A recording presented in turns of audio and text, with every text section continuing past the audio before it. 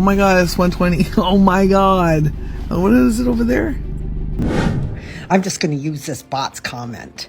Can you rip off the government? Yes, absolutely. May I ask, how does carbon tax affect your own personal life? Yeah, it's expensive. Increase the prices, and it's only $15.99 for the burger.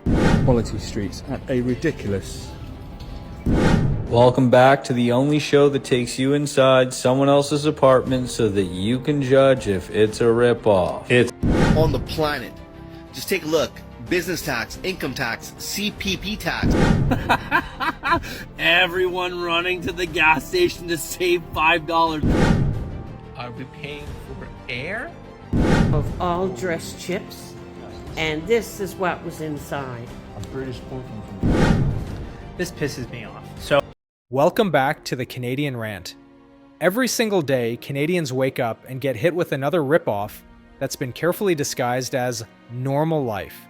Not a luxury, not an upgrade, just the cost of existing. Bills go up, fees get added, prices quietly increase, and somehow the quality keeps going down. This is part 2, because the squeeze didn't stop after one video, because the list keeps growing, and because pretending this is inflation or bad luck is exactly how we ended up here.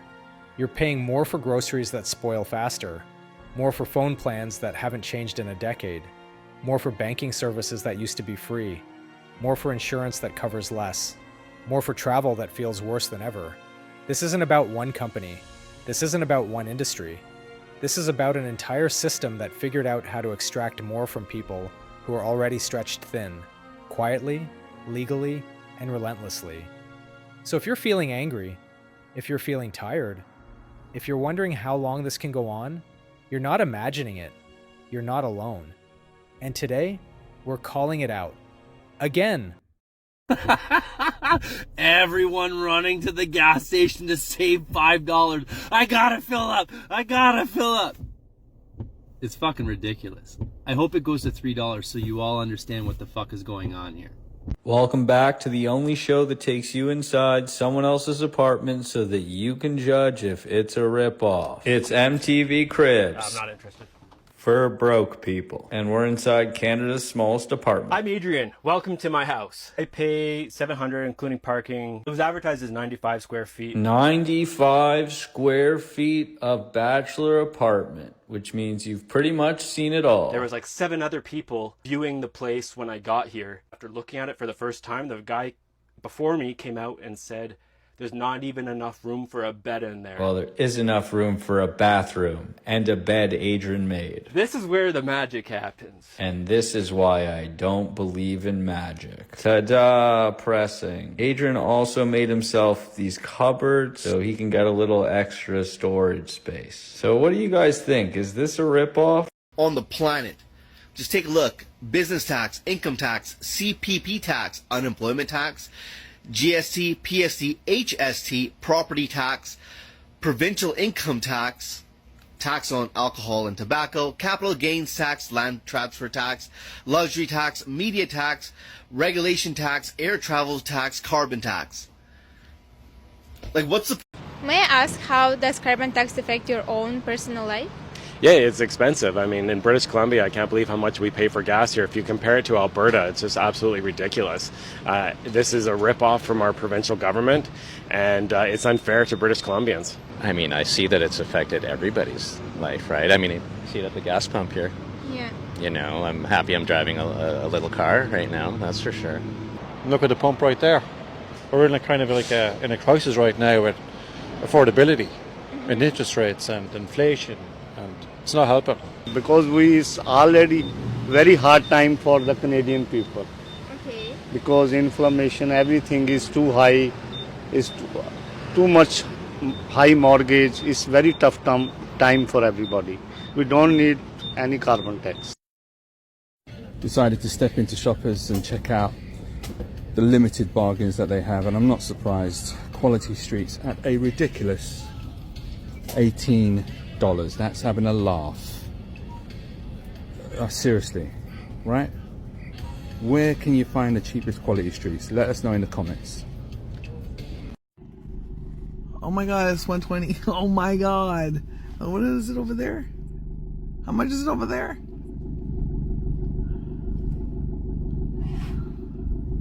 What?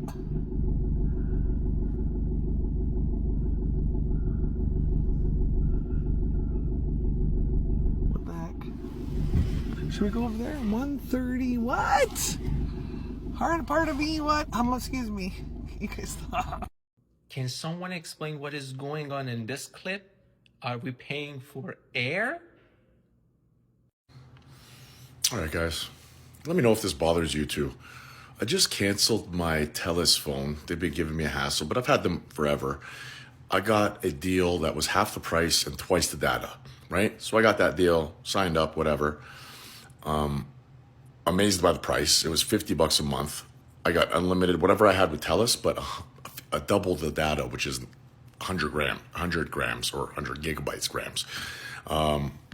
That's crazy, right? Like, and then, so I'm happy about that. Kind of like, man, like that's a great deal. Like, I was paying $100 for 50, you know, if they could give me a good deal like that, you know, they could give everybody deals, right? So, and then a couple days ago, or yesterday actually, Telus phones me and they say, oh, we saw you canceled with us and you went with Bell. We got a better deal for you, $45 a month, and you'll keep that forever. Because after 2 years, Bell's going to change it and you're going to get regular price. What do you think?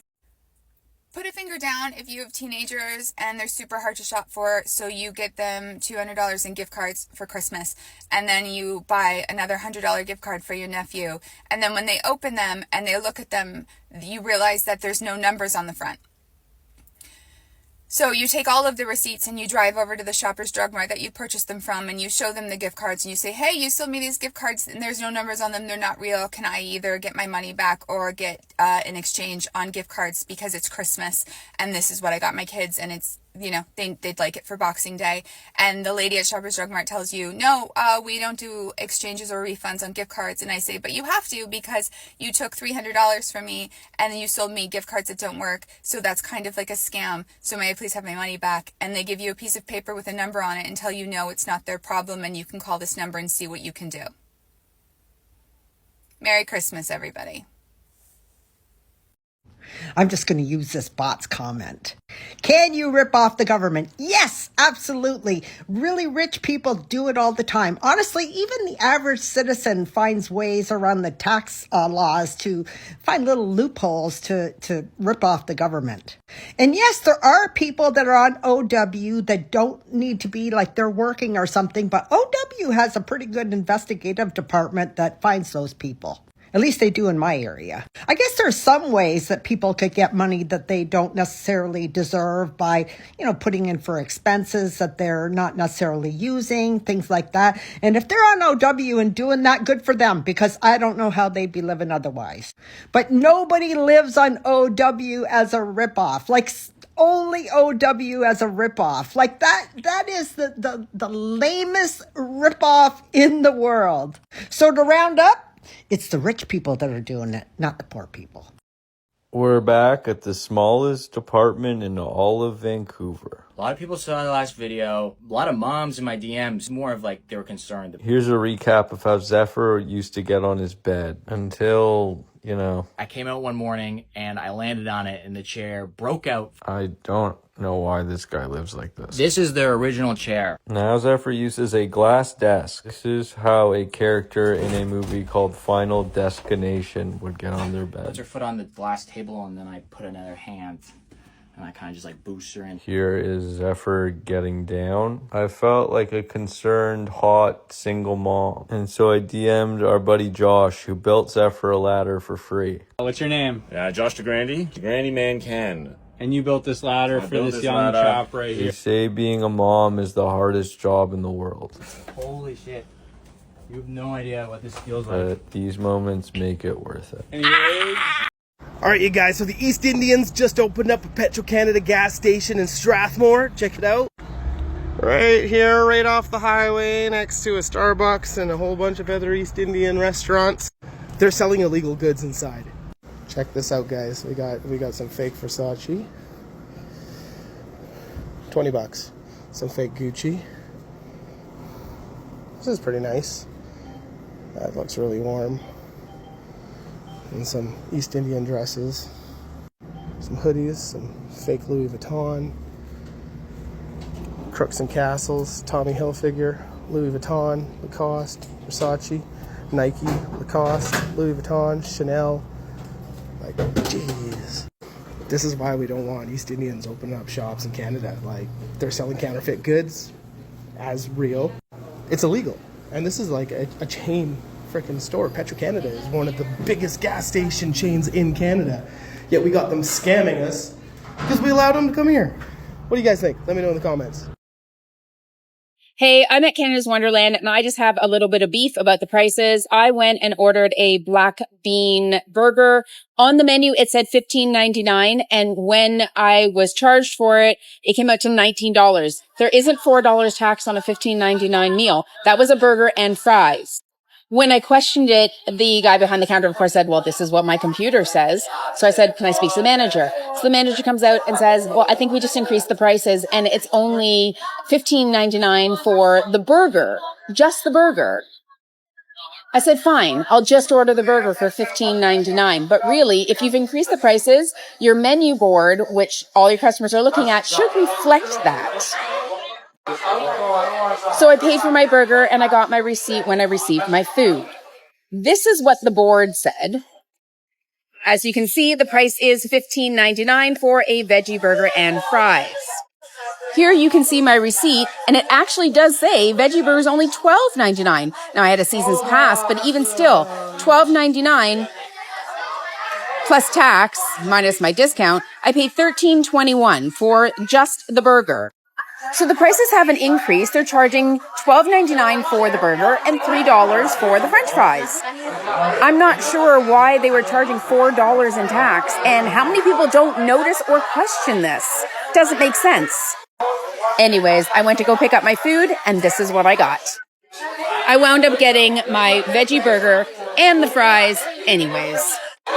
Wonderland, this is a huge beef with me, a veggie burger beef, about wrong prices and trying to scam the average person. I am not average.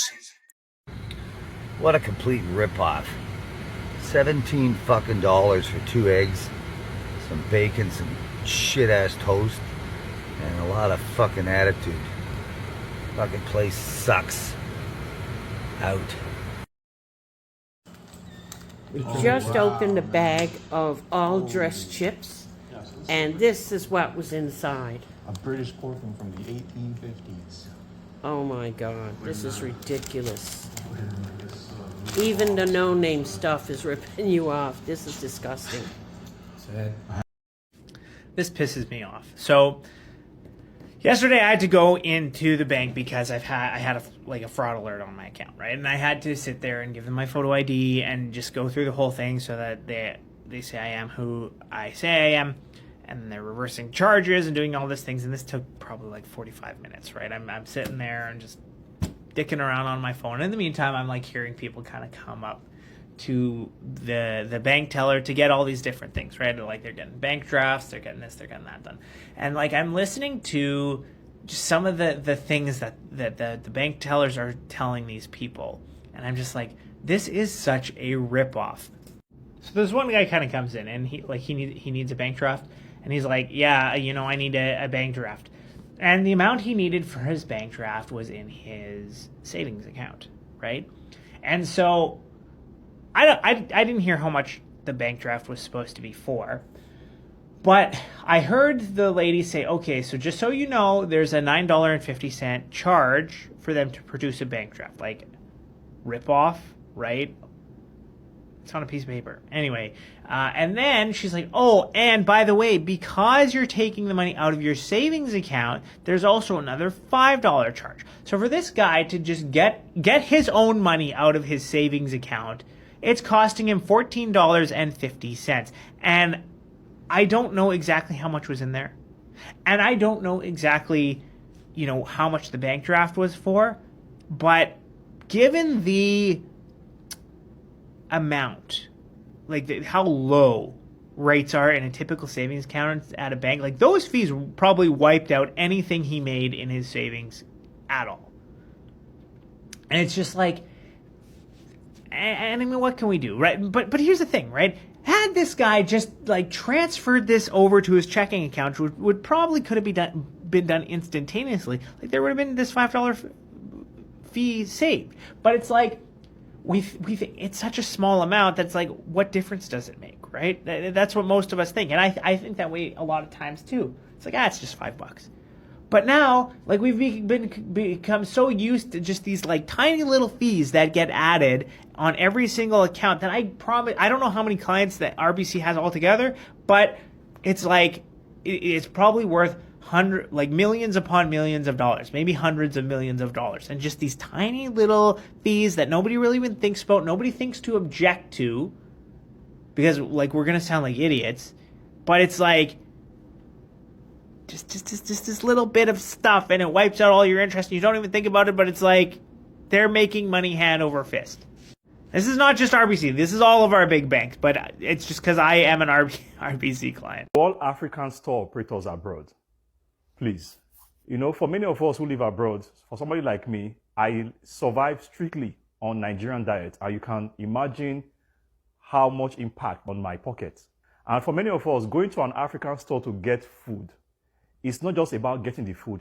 For some of us, it's also an opportunity to connect with friends, but the practices that some of you are bringing up, it doesn't really work well. Let me give you an example. This is chopped spinach. In a Chinese store, for example, this spinach can be about $4 to $5. But in an African store, can be about $12 to $15. How bad? And the funniest part? You will go to that same Chinese store and you will see your fellow African brother who is operating an African store. That person will come to the same Chinese store to get the same goods at wholesale price and go back to their store to sell it to their fellow African brothers and sisters at a very exorbitant price. It does not really make sense. In case you have not noticed, as Chinese stores continue to push out more and more African products, even the white-based companies are also beginning to put more African products on their shelves. For example, in Canada, Real Canadian Superstore and No Frills, they are beginning to push more and more African products, Nigerian products on their shelves. So the more you continue to push us away with your exorbitant prices, the more we continue to put the money back into their pockets. So just take note of this. We love you. God bless you. At this point, it should be painfully obvious. This isn't random. This isn't a few bad actors. This isn't temporary pressure. This is a system that has learned how to squeeze Canadians slowly enough that people don't revolt. They just adapt. Pay more, wait longer, accept less, over and over again. And the most dangerous thing happening right now isn't the rising costs. It's how quickly we're being trained to accept them. When hidden fees don't shock us anymore, when bad service is expected, when people stop asking questions because they feel powerless, that's not just a financial problem, that's a social one. Because Canadians were raised to believe that if you work hard, play by the rules, and contribute, you'll be able to live with dignity. But what happens when that promise breaks? When full-time workers still feel broke? When families can't get ahead? When every month feels like survival instead of progress? This isn't about wanting more. It's about losing what used to be normal. And the silence around this is exactly why it keeps happening. So here's the uncomfortable truth. Nothing changes if people just vent privately and move on. Change starts when people compare notes. When they realize, wait, this is happening to all of us. When they stop blaming themselves and start questioning the system. So here's what I want you to do. Go to the comments and write one everyday ripoff you're absolutely fed up with. Just one sentence. Read what others are writing. Because once you see the pattern, you'll understand this isn't personal failure. It's collective pressure. If this video speaks for you, like it so more people see it. Share it with someone who's always saying, oh, everything's getting expensive but worse. And subscribe because this conversation doesn't end with one video. Or two, this is the Canadian Rant. And until accountability comes back, we're not staying quiet.